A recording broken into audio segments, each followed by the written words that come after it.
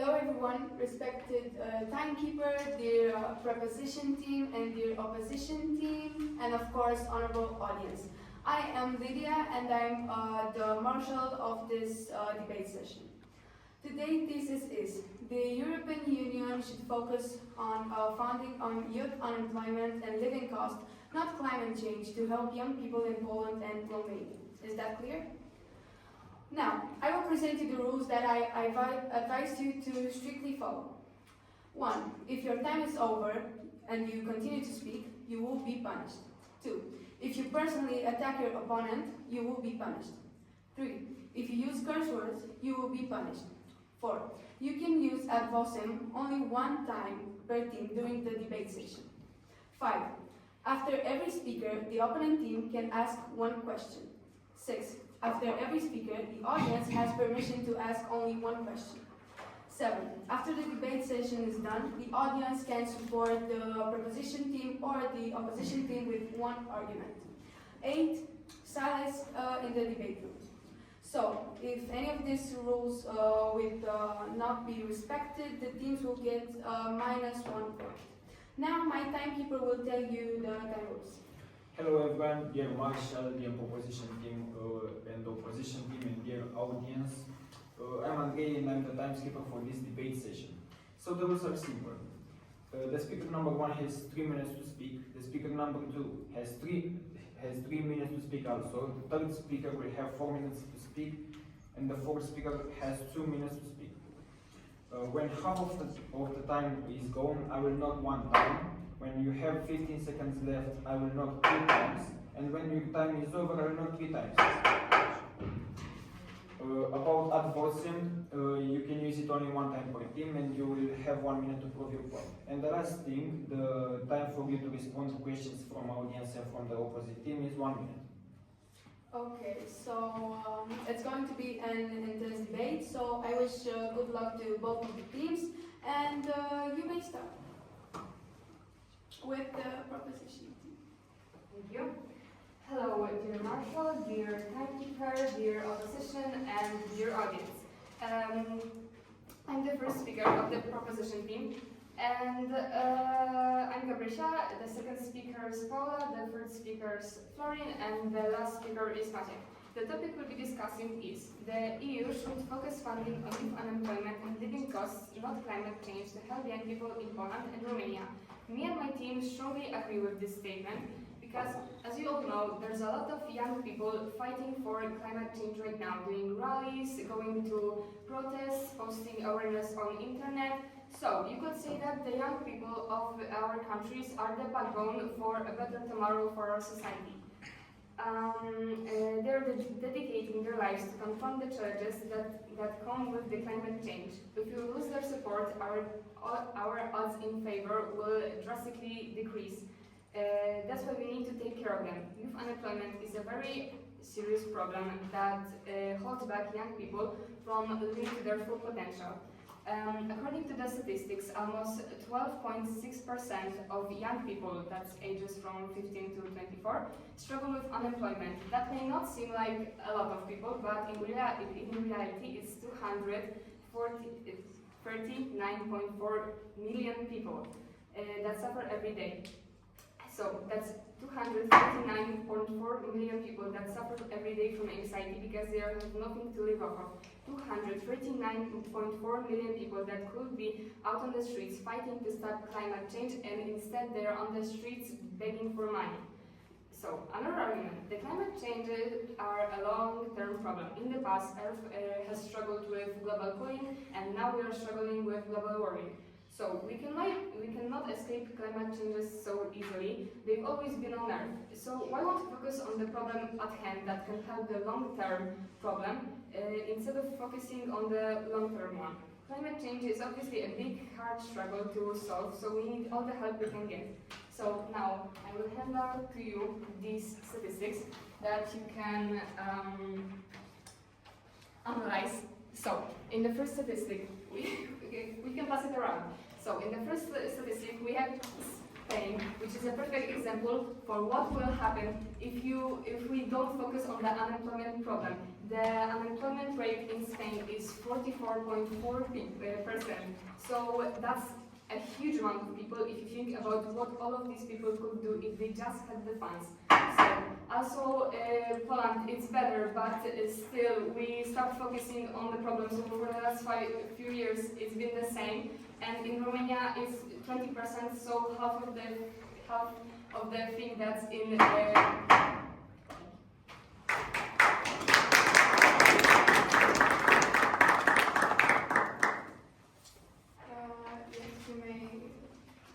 Yeah, I have a question for speaker number one. You handled your audience the statistics, but why the statistic is from Spain and not from Poland or Romania, like in the thesis? Do you accept the question? Yes, I accept the question. So, like I said, it's from Spain because I wanted to show what could happen to our countries, Poland and Romania, if we keep ignoring the unemployment problem. So, because we can see that in Romania it's 44.4% of unemployment rate.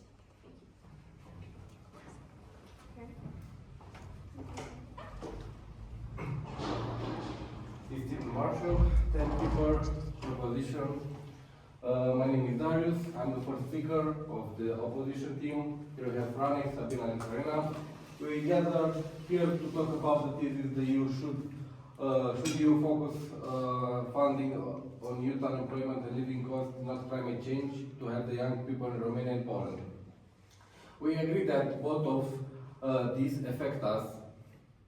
But even today, some groups of people do not recognize that global warming exists.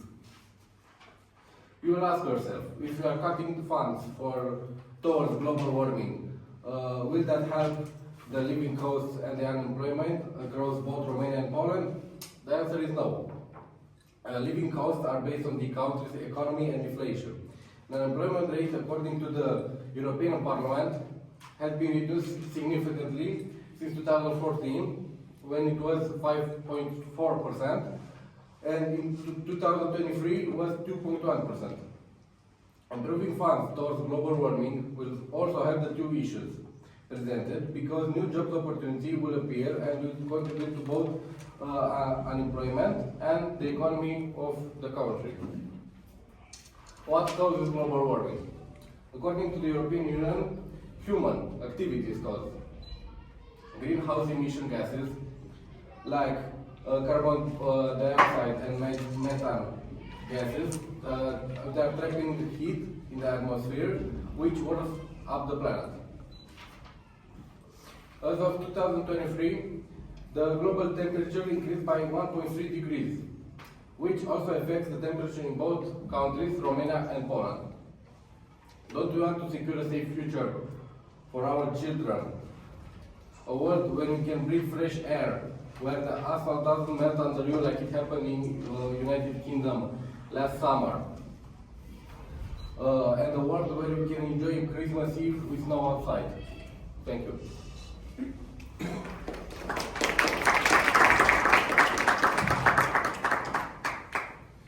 Yes, I have a question.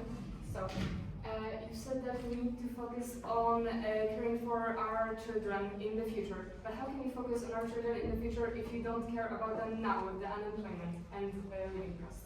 Do you accept the question? Yes, I accept the question. How can we have children in the future if the global warming starts developing even more and we don't do anything about it? Thank you.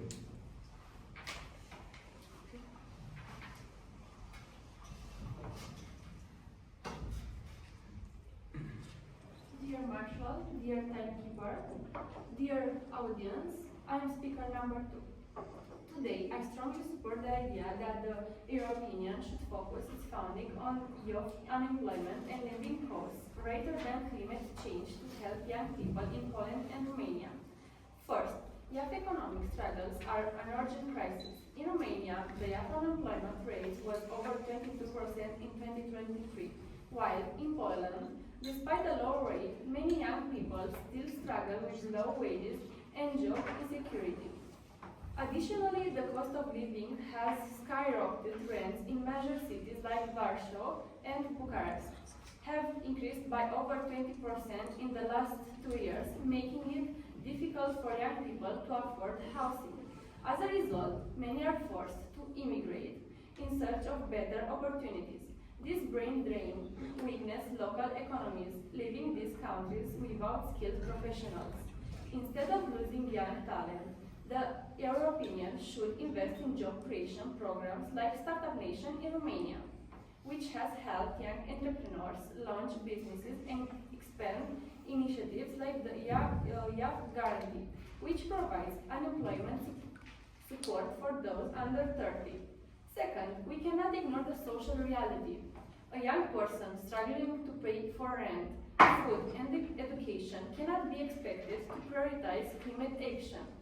For example, many students in Romania and Poland take low-paying gig jobs just to cover basic expenses, leaving them with no time or resources to engage in environmental activism. If the European first ensures that young people have stable jobs and affordable living conditions, they will be in a better position to support and contribute to climate initiatives. Finally, climate action and economic support should not be viewed as separate issues. A strong economy allows for better environmental policies in the long run. For example, Germany has successfully combined economic growth with sustainability by investing in green jobs while maintaining strong social policies.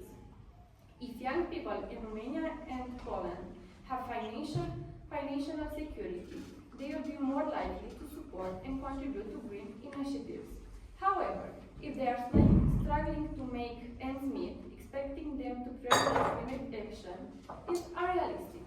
For these reasons, the European should first prioritize young unemployment and living costs before heavily investing in climate change policies. Thank you.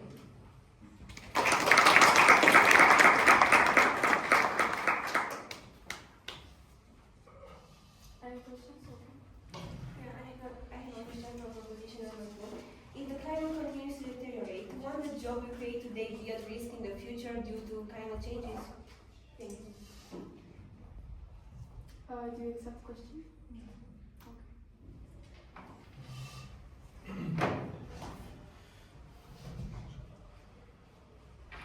So, dear Marshall, dear timekeeper, dear proposition team, and dear audience, do you remember when at the workshops we were discussing the 10-10-10 rule? Let's think about it in this topic. In 10 minutes, we would feel nothing if the EU would focus on funding on youth unemployment and living costs, not climate change. In 10 months, new funds may benefit young people, but in 10 years, it would be catastrophic for environment in both our countries.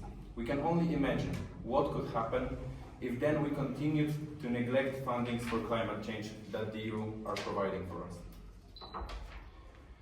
Poland's reliance on coal and Romania's agricultural sector means that both countries are highly vulnerable to climate change. Without the European Union, supporting the transition to a cleaner economy would be nearly impossible for our countries in the next couple of decades. This would lead to more people losing their job and higher energy costs to ordinary young people. European Union funds reserved for climate changes ensures that our countries perform a good transition in the economy sector and prevent job losses. Without them, it would not be possible. Third thing, Poland and Romania are among the countries that gain a lot of benefits from the EU fundings. In climate sector as well as other sectors. If our countries would push for cuts, we may receive less European Union support overall in the future. Dear audience, you probably see a lot of, for example, buildings and roads with a board in front of them that states it was largely funded by the European Union. Now imagine all of those are gone. Cutting off from supporting the climate change cause would weaken economic position of both countries and in the aftermath cause more harm to young people than benefit them, even when money is put on their cause instead. At the end of my speech, I would like to talk about one of the most beautiful Polish cities, Wrocław. Wrocław is known for its stunning architecture and history, unique island landscape, and most important, youthful and lively atmosphere. Caused by over 100,000 students, full of energy, which are learning at universities like University of Wrocław. The thing that I am really worried about is its risk of flooding. It is located on multiple branches of Odra River. The city is always at high risk of flooding, and it already have a history of severe floods, which submerge large points of the city and cause extensive damage. For me, although flood dances have been improved, the growing frequency of extreme weather events means the city remains vulnerable. Increased rainfall and extreme weather events, wound by climate change, once constantly raising the risk of future floods. Cutting EU climate funding would slow down flood prevention projects in cities like Wrocław, leading to more damage, higher economic costs, and risk for young people. Thank you. Yes, you would like to address the adoption? Yeah, how many time we got? 1 minute. So, Franek, you told that European Union supports countries like Poland and Romania, so I will reflect you the actual situation. European Union, in its fight against climate change causing global warming, is closing Polish mines that have been used for energy production. These actions have led to Poland having the highest electricity prices in all of Europe. By 2030, they want to close our Bełchatów power station, which produces 60% of energy for Poland. It's not only a key place for Polish energy, but also a place that employs 8,000 people. Thank you so much.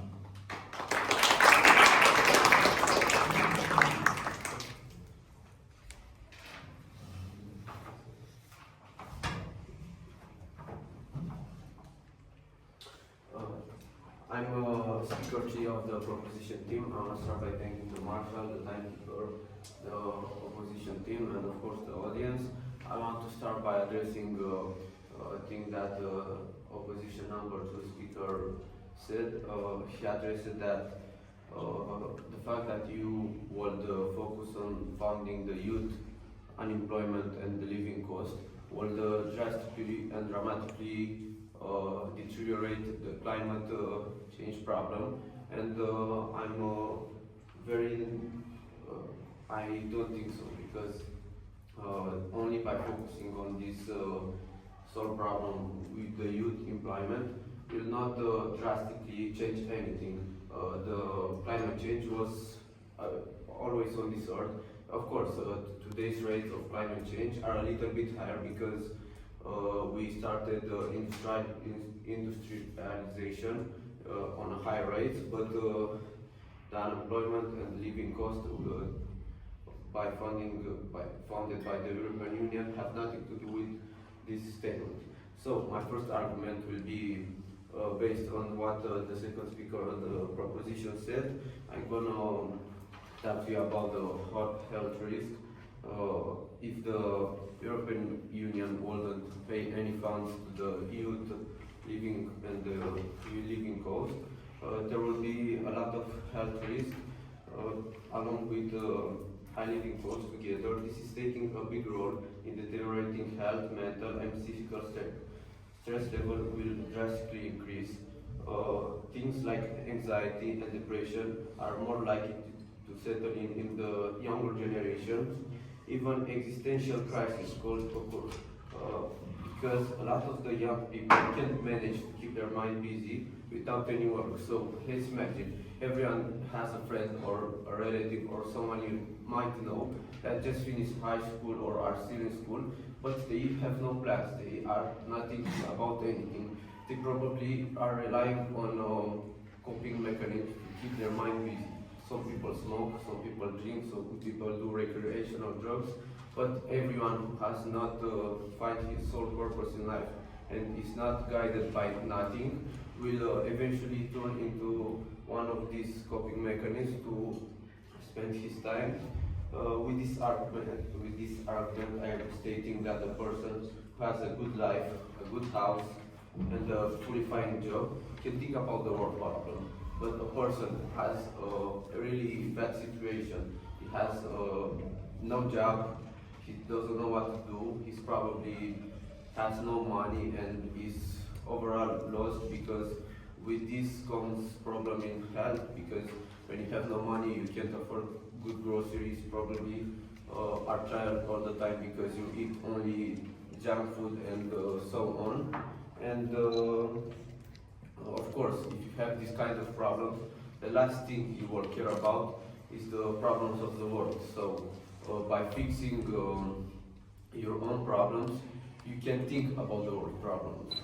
But nobody will suffer from such things, will think at the bigger picture. Even if it affects all of us, the key to prevent global warming is by taking the younger generations and the younger people to understand that our education is what actually matters, because we need to fix ourselves first, because we are solitary humans, we are solitary people, and our role in this world is to find our purpose, and after we find who we are, then we can go on and help the world with climate. Thank you.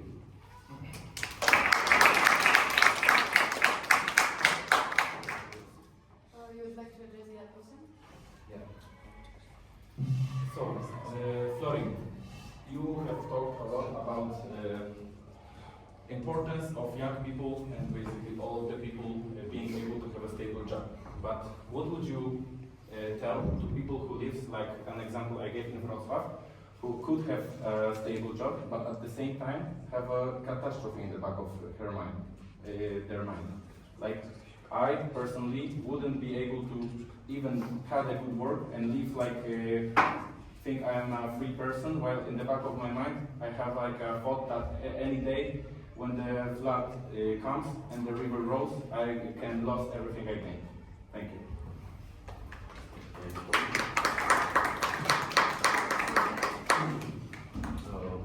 What you address is true. A person who lives in such conditions cannot think about mostly anything besides his situation. But what I was referring at was the bigger picture, the people in general. There will always be people who are in this kind of extreme situations, and it's a sad truth that in most cases there is not much things we can do, but to look at the bigger picture and try to change the things that we could change, not to focus on the bad things that are hardly to be changed. Thank you. Yes, please. Okay, so Florin, in your argument, you only said about the fact that the EU should invest in the youth unemployment, but you didn't stick to the thesis. So why don't you tell us why the EU should focus funding on youth unemployment rather than on climate changes, please? Do you accept the question? Yeah, of course. Well, I thought you understand what I want to say, but I'm going to tell you again. By funding the young people, basically you will open up new paths for them to fix themselves, to understand the world has problems, and afterwards, after we finish the problem with the youth and the people that finally know what's happening around them, there will be a bigger change in our world, because when people are educated and have a stable job, they can think about other things besides their own problems. So, yes, this is what was my answer.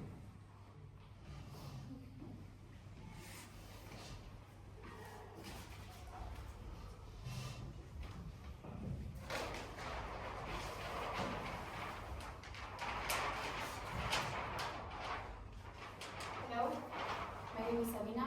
I'm speaker number 3 of the opposition. Dear Marshall, dear timekeeper, dear proposition, and dear audience. Here we have some statistics about Romania in Poland. First of all, in 1980, Romania had an annual temperature about 85.7 degrees, and Romania was under communist regime, maintained a policy full of employment. Young people were generally assigned jobs upon completing their education. While in 2024, the warmest year on record for Romania, at 13 degrees annual temperature. And then we are looking at some statistics that said to us that only 20.5% of people under 25 years old are not having jobs. Okay, Romania faces considerable difficulties in securing employment. Now we're looking a little bit at Poland. In 1998, 6.4 degrees annual temperature. Poland was under communist regime as us, the same thing as in Romania. Now we're looking a little bit in 2024, the warmest meteorological summer on record for Poland, 19 degrees annual temperatures. Again, the people under 25 years old, only 11.7% of them in October 2023 are not having jobs. And in time, in October 2024, 10.8% will not having jobs. Poland has improved the jobs opportunities. Now, thank you for my colleagues that helped me. I'm going to talk a little bit about this. It is so simple. If we don't take action on climate change now, young people will face even bigger problems in the future. Rising temperatures, food shortage, and health issues will hit them the hardest as they start their careers. Investing in climate solutions will help create a safer, more stable place for young Europeans to go and work. However, this thesis presents a false choice between economic well-being and climate action. In reality, investing in a climate solution, such as green energy and sustainable industries, can also create jobs, reduce energy costs, and provide long-term stability for young people. Addressing climate change is not just about protecting the environment, but also about ensuring a strong and sustainable economy. Young people today have the power to make a real difference in the future by choosing careers that protect the environment, and in this way, both of the problems can be solved. Look at this. You can choose to be an environmental lawyer and play a key role in holding companies and governments accountable for pollution and climate change. Or you can be a renewable energy technician, who is the backbone of the green energy revolution. We can continue with this. And I would like to say about the European Union. And we should not forget about the fact that the European Union already has large-scale funding programs that support both climate initiatives and youth-focused policies simultaneously. Reducing climate funding will not only show down progress in green energy and sustainability, but also weaken international commitments and undermine global efforts to combat climate change. For me, the reality is clear. The European Union has the capacity to address both challenges, and doing so is the only way to secure a stable future for young people in Poland, Romania, and beyond. Now, I want to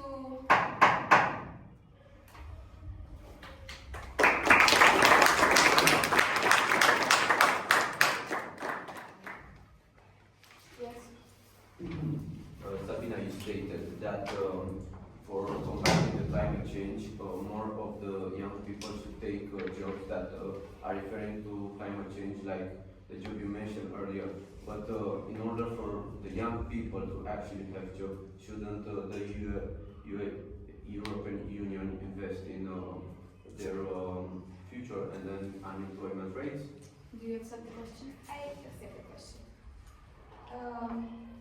The thesis says that the European Union should focus funding on youth unemployment and living costs. The unemployment, not their studies. If they study, they can go to have somewhere to work. And if we are going to solve the environmental problems, they'll have a lot of opportunities in their lives, like as an environmental lawyer or renewable energy technician.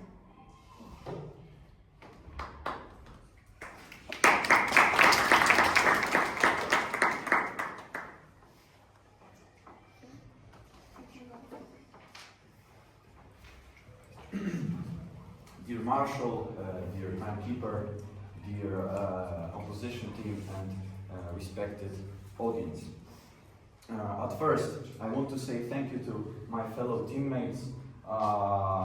Their speeches were very important to reflect the problems of youth unemployment, and climate changes. We are pretty sure that the issue which touches young people is more considerable than climate change. That is a regular process, which occurs on our beautiful Earth.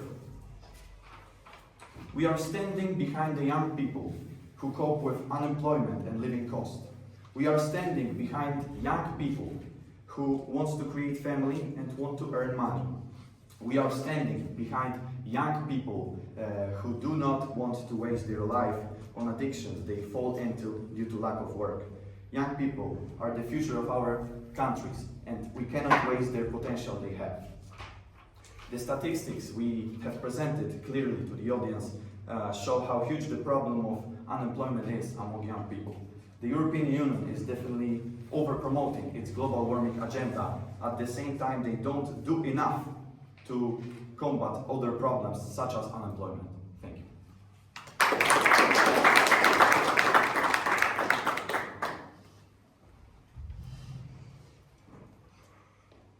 Dear Marshall, dear timekeeper, dear proposition team, and of course, dear audience, thank you for your attention. To summarize what my teammates have said, we are heading toward a disaster if we do not address both issues with the same level of urgency. Striking a balance between funding youth unemployment and tackling climate change is not just important, it is essential for ensuring a stable and sustainable future. Can we really afford to ignore climate change when its consequences will make life even harder for young people in the future? While youth unemployment and living costs are critical issues, reducing climate change funding would be counterproductive. Climate action creates jobs, stabilizes economies, and ensures a better future for young people. Therefore, the EU should address both issues without sacrificing long-term sustainability, as neglecting one will inevitably worsen the other, trapping us in a vicious cycle of economic instability and environmental collapse. And you know what? If even Erasmus projects can encourage growth, employability, and a more sustainable future in terms of climate change, why wouldn't the EU fund both equally? Because, let's admit it, they have both the means and already built programs to do that. So now, all of you, please tell me, how can we expect young people to thrive if rising temperatures, pollution, and extreme weather destroy their communities and job opportunities? Do you really think the people of Galați and Wrocław would even worry about their job prospects when the danger is hanging over them? Do you really believe that in moments like this, when they are fighting for their lives, their priority is the job they might get in a few years, when they don't even know if they are getting to make it to the next day?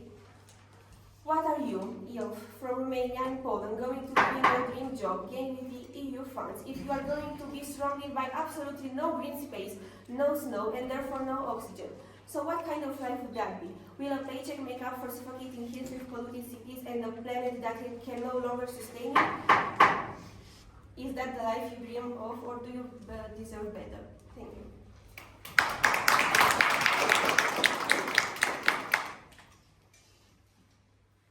Okay, so does anyone from the audience want to support one of the teams with an argument?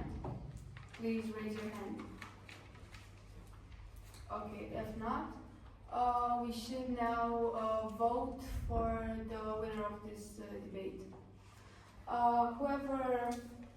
Whoever wants to support proposition, please raise your hand.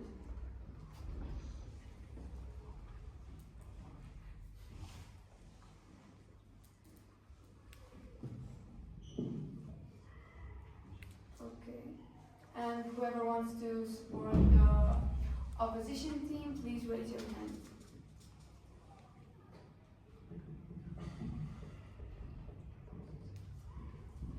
Does anybody wants to stay neutral?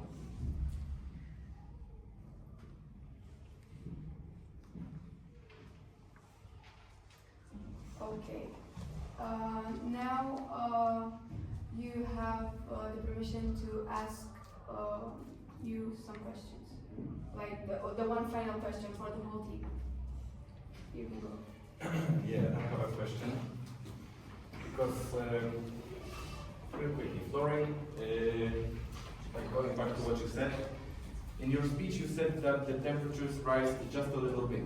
Well, I think you haven't done enough research to support that, because here I have a confirmation of 2022 being the 5th warmest year on record according to the Copernicus Climate Change Service. I can pass it around for the audience for you all to see the two pictures. And how would you refer to that now? Could you like rephrase what you said about the temperature rising just a little bit, just like a 1 Celsius or something? Thank you. Do you have a question? No, I don't have any question. Do you want for him to reformulate the question? Okay. Do you have any question for the opposite team? Okay. So now it's time to vote for the best speaker.